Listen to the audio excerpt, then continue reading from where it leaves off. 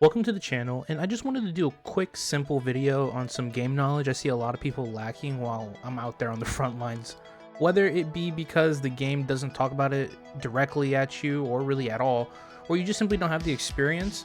If any of these were helpful, maybe leave a like, and if you have other tips for new Helldivers, leave it in the comments down below so we can all learn more. I for sure don't know everything about the game, and there's probably something you know that I didn't. I think the first thing I want to say is I think this is the most important tip of the video, something the game really doesn't translate at all to players, and that is the term gambit. When a planet is being attacked, you will need to either go to that planet that is being attacked and fight a defensive campaign to make sure that the planet stays liberated. However, any planet being attacked can only be attacked by a neighboring world with a hyperlane connection. This hyperlane has arrows shooting through it to show you where the attack is coming from and going to.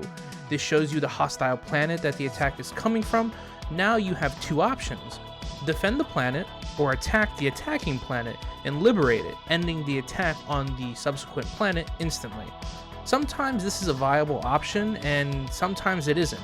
I would use the Helldivers 2 companion app to check decay rates and defense stats of each planet so you can have a more clear picture on what you're doing, but with recent MOs and how the campaign on the map is going, I've noticed a lot of people make foolish mistakes on not attacking a attacking world and going for the defense when they could have easily liberated a planet and also saved the planet from getting attacked and losing that battle.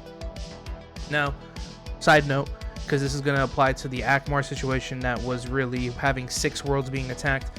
That isn't really on the Helldivers' fault. I would say it's more on Arrowhead for miscommunicating through the command logs of saying how we can't lose a certain specific planet because it has a specific asset on it, rather than trying to, maybe give a little bit of a hint and a nudge to the wider player base, which isn't all that smart, to say, hey, maybe we should take this planet instead, but that's besides the point.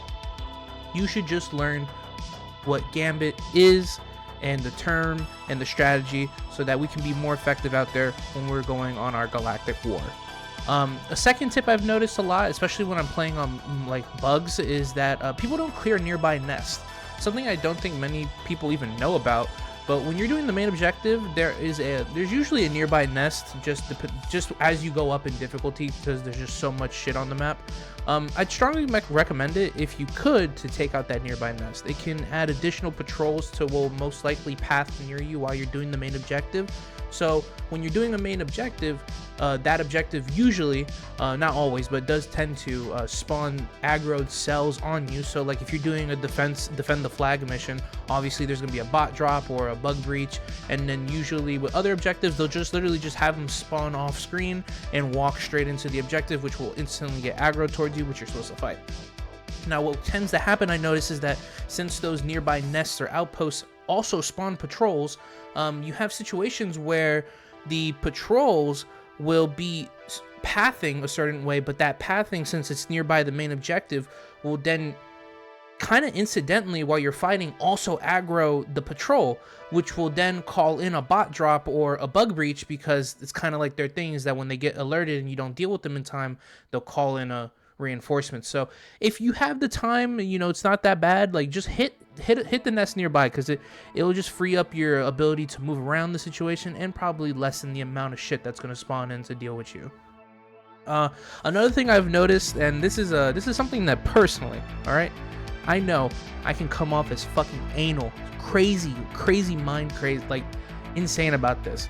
But I think it's really important for everyone to hear, from like the cadets to the super privates. I think it's super important that you get samples.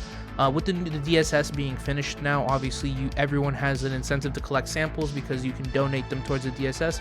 But I did write this before the DSS was finished, and I didn't know about that mechanic. But just because we're currently maxed out, people who are on the higher level who have their ship modules completely tricked out and everything, doesn't mean that's the same case for everybody who's playing the game. And something that I see tend to be forgotten is that this game is a community game. As much as we like to play things solo or do solo strats and everything like that, this game is focused on being a community-wide event that we take through a wider story altogether. So if we want to be a more effective military or army, like whatever you want to call it, a group of people who are playing this game, it's best in all our interest that everyone is able to get a fully kitted ship as quickly as possible, so that they are more effective and we can just be way better. This means obviously hitting POIs that you're walking by. You know, if you don't know what a POI is, it's usually a little diamond that's on your mini map, and then when you go to that mini map and you pick all the shit up that's there, it will then turn into like a stake in the map, meaning that you've looted everything. And I just think it's really important, because another thing I've noticed is that people do not grab all the samples at outposts or secondary objectives. Like, I'm not even saying you have to go out of your way to complete the map, but obviously we all go to nests and outposts and we destroy them for the XP. I don't know why you can't just take 5 seconds out of your day to just get the usual 5 samples out of there. It's usually like two rares and three greens. It doesn't affect anybody back then, because you would be maxed out, but nowadays, you know, it not only is going to help the lower players, but it's going to help you, because you can now donate towards the DSS. So make sure you get those samples while you're out there. Now, this one, I'm probably going to get called out for being a skill issue, and I'm all right with it being, I can get called out for being a skill issue. Maybe I'm just venting here, all right? But I need y'all who use the mortar sentries, the lethal ones, not the EMS ones, to like stop using them on defense missions, especially on bugs. Mortars are more likely to kill your team, which drains your reinforcement counter, which is very bad. All right, this is because mortars do not care which target it shoots at all. It will just fire at an enemy, and if that enemy is close to you, well, you are now that enemy, and you are both getting mortared. All right, you could just say get good and play distance, which 100% you're right. You should, if you know that one of your teammates are bringing in a lethal mortar, you should be able to understand that you're gonna have to probably play a little bit more the distance game, because that mortar is gonna be indiscriminate when it's bombing.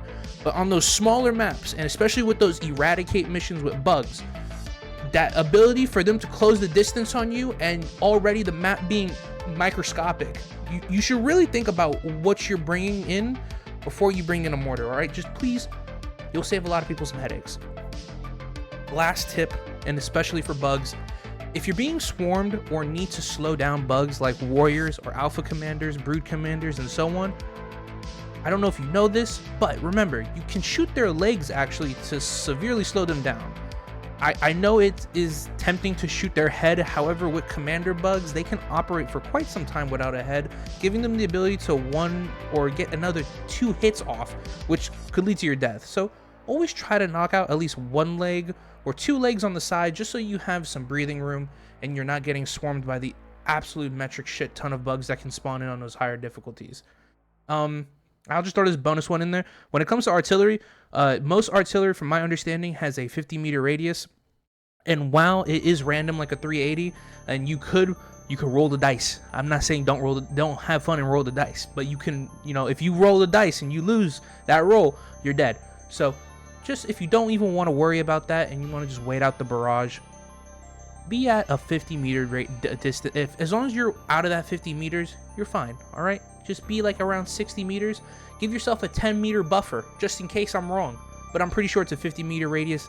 You'll stop getting bombed by your teammates who don't throw the 380s far enough. All right, I got you. Remember, 50 meters and you're safe. And that's kind of it. I didn't want to drag out a 10-minute video on this because I'm not trying to waste your time. All right, this is just some quick, helpful tips I think would benefit you, new and maybe old players. And like I said, if you want more helpful knowledge, drop down in the comments. Maybe some people have posted stuff out there. And there is plenty of better channels out there with way more in-depth guides than me.